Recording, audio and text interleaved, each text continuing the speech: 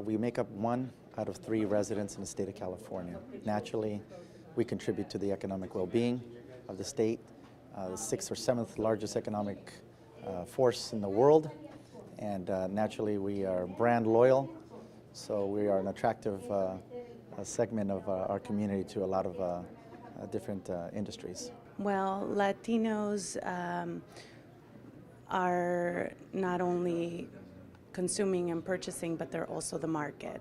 So that's how they help the economy. They're both.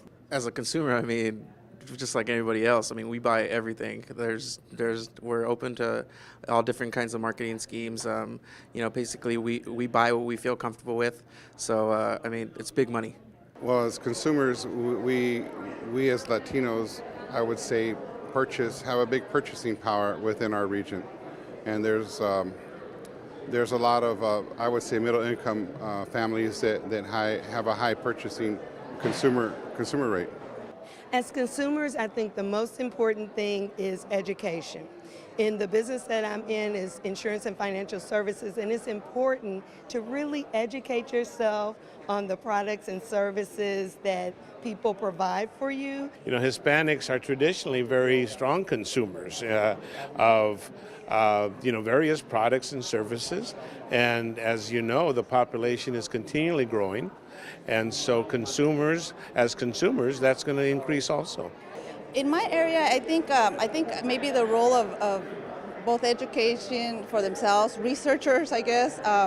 Now more than ever, I think Latinos need to be open-minded about what's out there for their families, for their communities, for maybe their small businesses. The role of Latinos in the Inland Empire should be as community leaders, working hand in hand with other community leaders in our valley. Well, we are the largest growing community of business owners, and we also a lot of us are bilingual, so we are reaching a larger community. I think as businessmen and businesswomen, we're getting more involved, especially with a lot of loss of jobs now. A lot of people are taking this opportunity to maybe even start their own business. Again, I think our sheer numbers define that. We're entrepreneurial by nature, so I think the prospects for California look much better with our presence than without our presence. As businessmen and women, I would say to make sure that you open your market and stay informed, because in conferences and conventions like this is a great place to do that. It's a great place to network.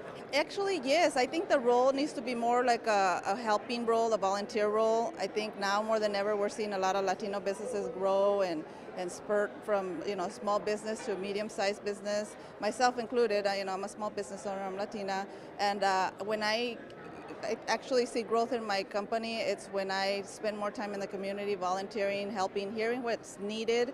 Well, they should get they should get proactive in terms of being advocates in regards to not just Hispanic businesses, but minority businesses and small businesses. What's working in my area is there's a big international community, and for my type of business, that's great. I have a translation company. Now, what is not working, I think, is there's not I don't see a lot of union with the Latino community in San Francisco as I see in other cities like San Jose, like Oakland. I think in our area, we're really suffering with large companies coming into our area. We've seen a lot of loss of factory workers. A lot of jobs are kind of making their dollar stretch a lot further. So they've really adapted into functioning and continuing on with less manpower. We have a lot of economic industry clusters. I think right now the construction industry hurt us bad. The housing industry, needless to say, hurt us many years ago. The biggest percentage of the population is Hispanics, and so yeah, we need to play a more important role in our economy. We need to get active. We need to understand, the issues and the initiatives that are taking place that can help or hurt businesses.